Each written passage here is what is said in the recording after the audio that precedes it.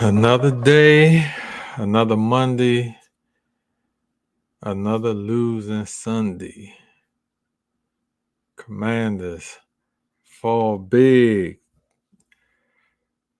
to the Eagles, 38-31. It was an interesting game. It was a little bit tighter than what I expected.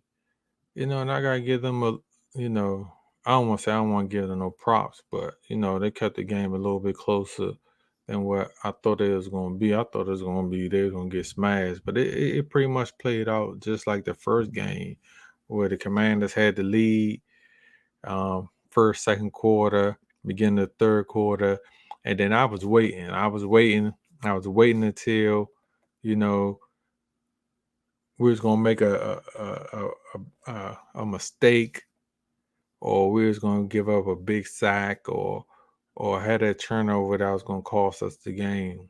And I don't want to say a certain. We had a turnover late in the game. We had an interception by Howard late in the game. I'm not sure if that was the reason. That was just that was something. I don't want to say it cost us the game, but it was deep. It was deep. It was painful. Late in the fourth quarter, it was painful. We had a turnover. Um, But the game, they played the game a whole lot better. Still lost, and I don't want to give them no credit for losing. Let's start that first and foremost, because losing is not going to get you anywhere. So I don't want to give them credit for losing or playing to think they played the Eagles tight. You know, the point of the matter is they lost. They had some positives in the game. They had a lot of things going on that you could sit back and you could say, you know what, they did pretty good. First and foremost, out of anything, you got to say Sam Howell played a whole lot better than what he's played the first 7 games. Whole lot better.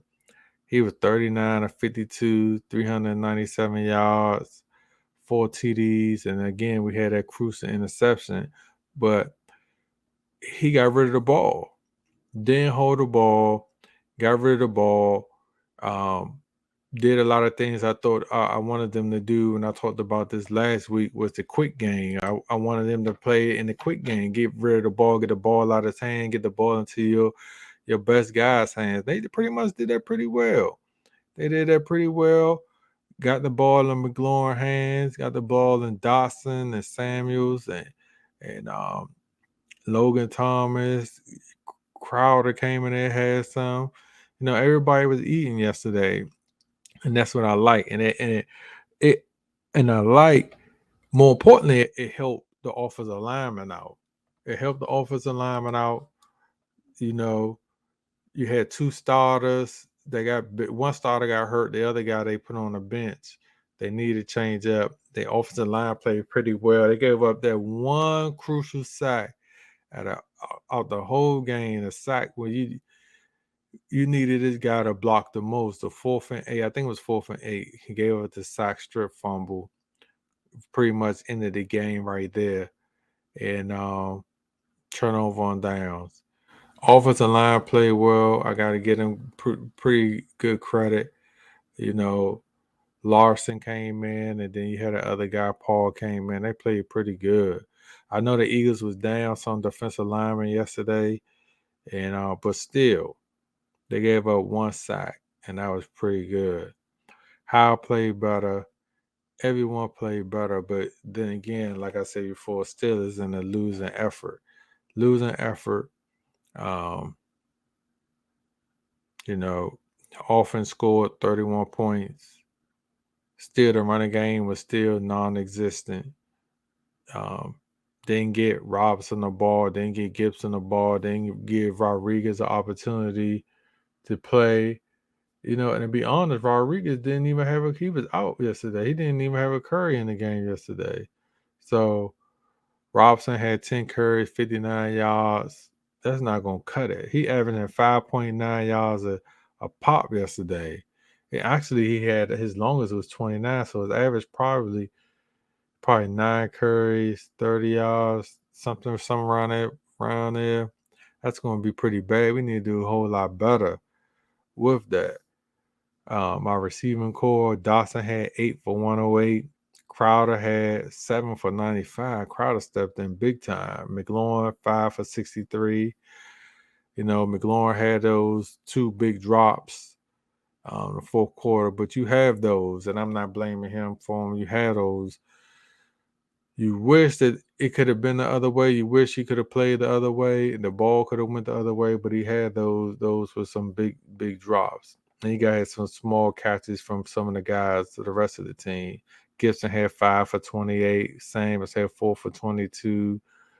Robinson had 2, and Bates came out of nowhere had a catch. So um, they had a pretty good game on offense. I thought they moved the ball pretty good up and down the field.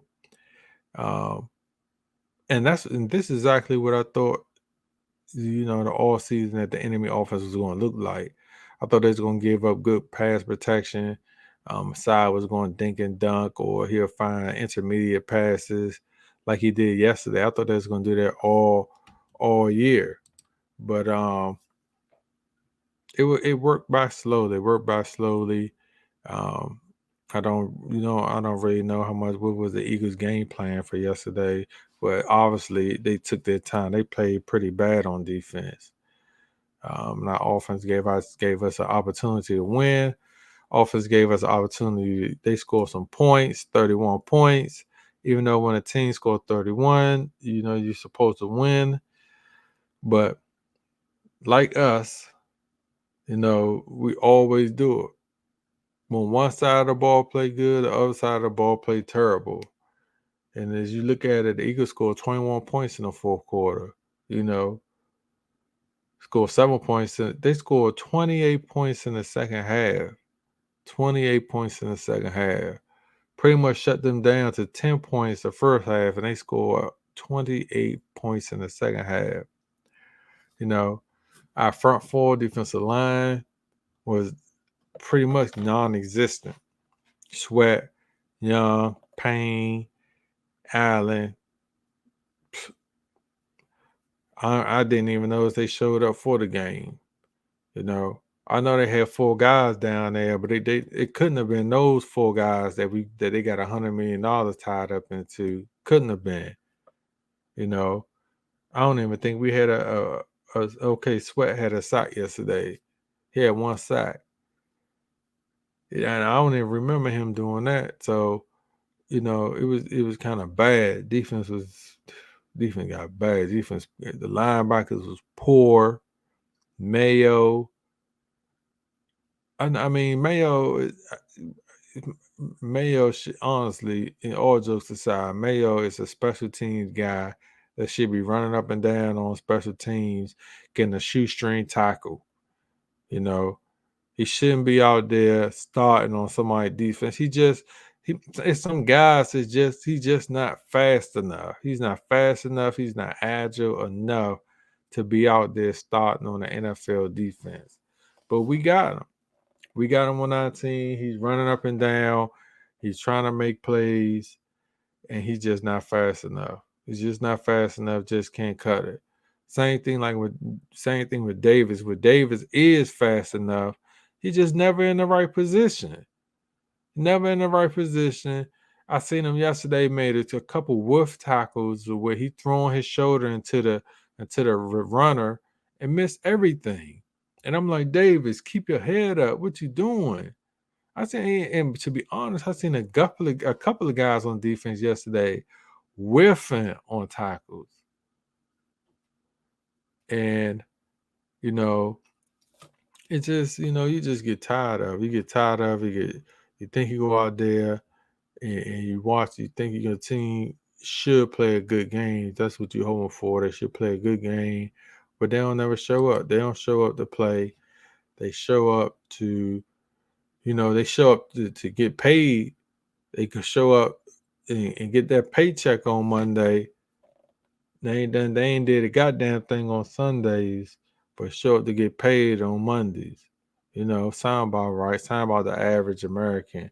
They ain't done shit all week but show up on payday when the check ain't right. So, and that's how it looks like they play to me.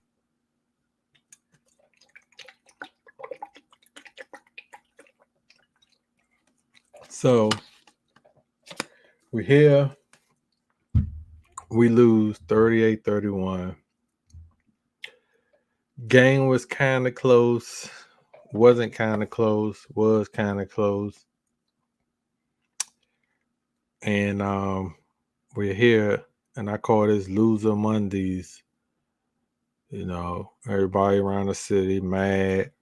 Everybody got their face frowned up, looking all crazy, and wondering what happened. So this is one of those days. But all in all, you know, it was much better than what I thought, even though I don't want to get no credit to losing, because this loser, you're a loser. So I don't want to get no credit to losing, you know. And I don't know what to expect. Monday, all today they've been talking about trades. Let's trade Sweat. Let's trade Young. Let's trade Allen. Let's trade Brissett.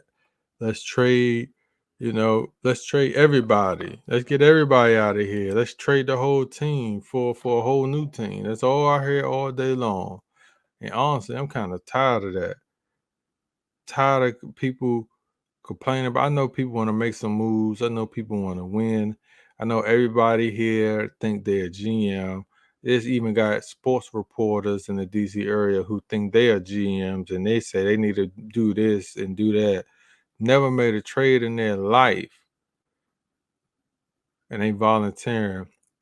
You don't know what's the game plan. You don't know if Rivera gonna be here or not. You don't know if the ownership group saying to trade these guys or not trade these guys. We don't know that. We're just fans. We don't have any experience in dealing with front office like that, you know.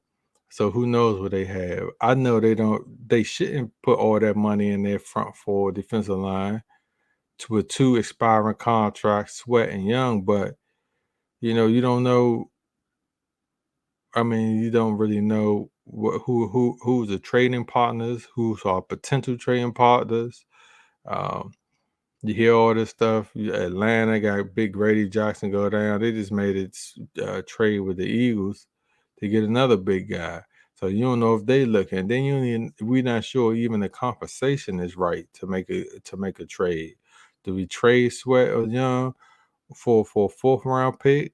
Or they keep hearing people talking about third round pick, but is that something that another team is willing to do when they know one of those guys is going to be a free agent after this year? They know that for a fact. Maybe both of them.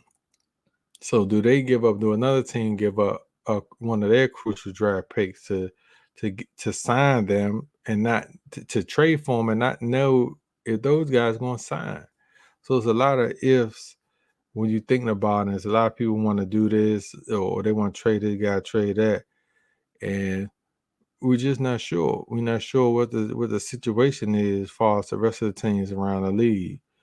And and if all of us had a clear picture about what's going on, then maybe we could say, do this and do that. Brissett, he's on our team. People talking about they want to trade him.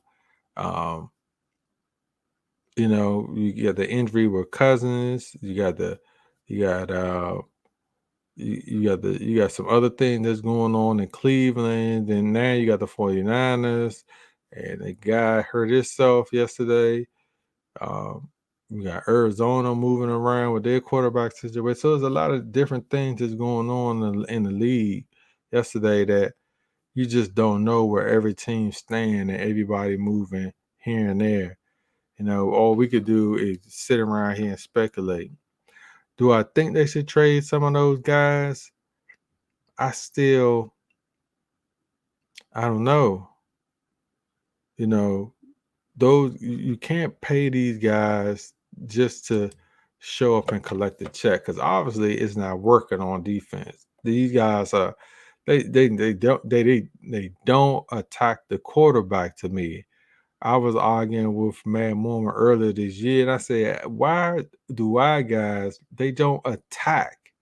When you watch other premier pass rushers, they are relentless getting after the quarterback. But our guys just seem like they get engaged, and then that's it. That's what our guys look like. They get engaged, that's it. So, do I wanna trade one or two of those guys? I don't know. Yes, they need to try to get something back in return if they feel as though the guy's not gonna sign a long-term deal or it's gonna cost too much to get them. Yes, they need to trade them. Um, and yes, they need to upgrade the linebacker position. When if they try to trade for draft picks, they need to draft linebackers, they need to draft offensive linemen. Those are the 2 areas those are right now, those are 2 weakest areas, and sometimes you will probably throw in even defensive backs because our defensive backs have struggled mightily this year, and I don't necessarily think it's just all skill either, or it might be somewhat technique, but I think that, um, it might be scheme too. They keep putting these guys in man-to-man coverage, keep putting these guys in situations to where they're not succeeding in. They're getting beat down, you know.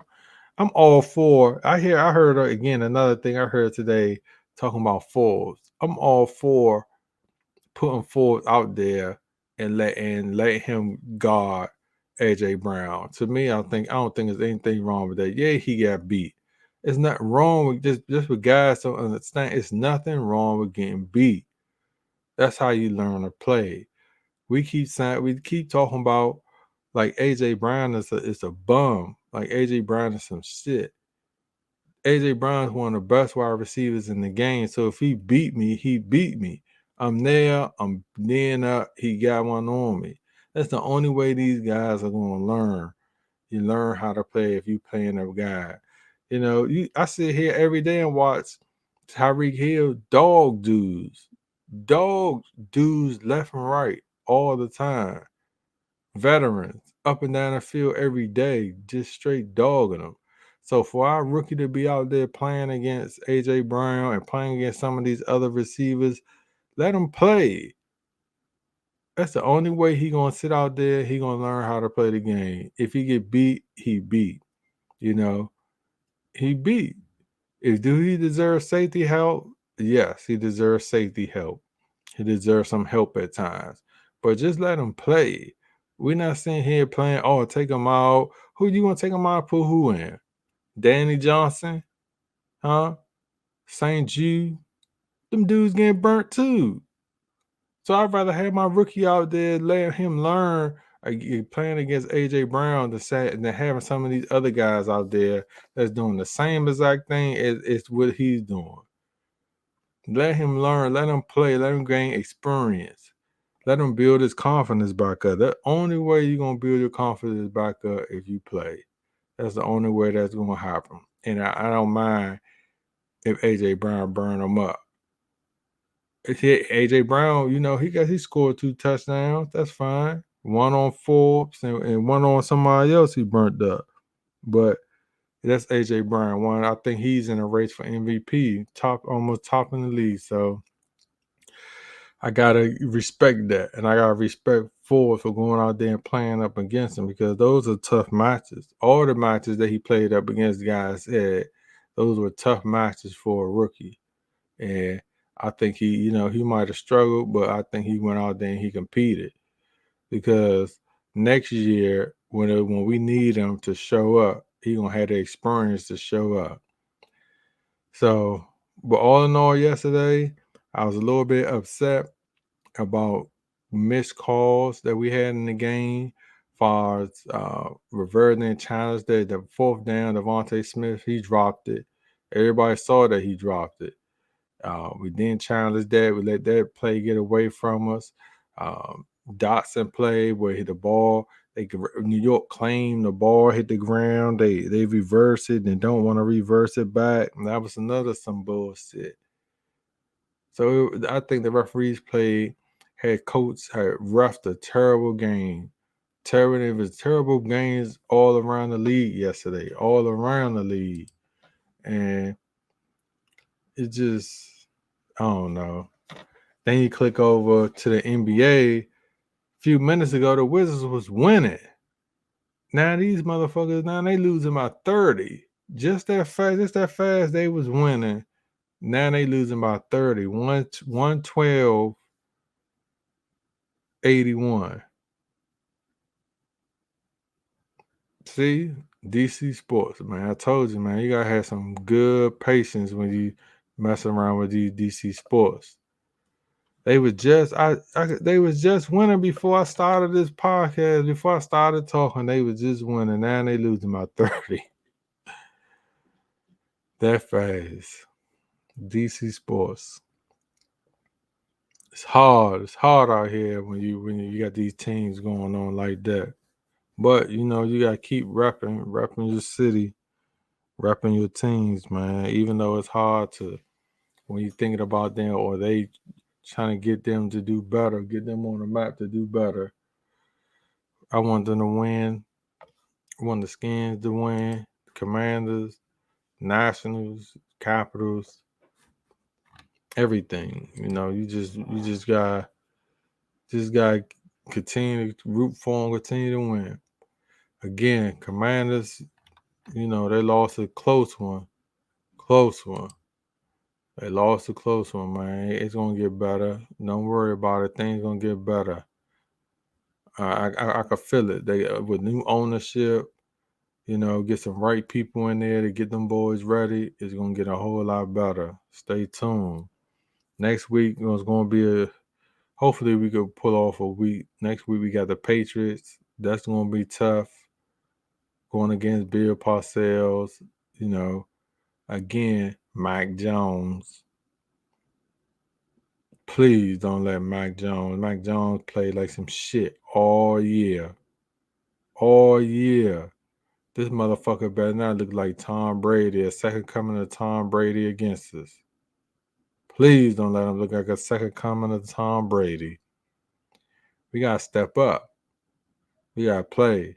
No matter who we put out there in that uniform, 11 games, 11 players, off 11 player defense, man, we gotta play. We gotta step up, man.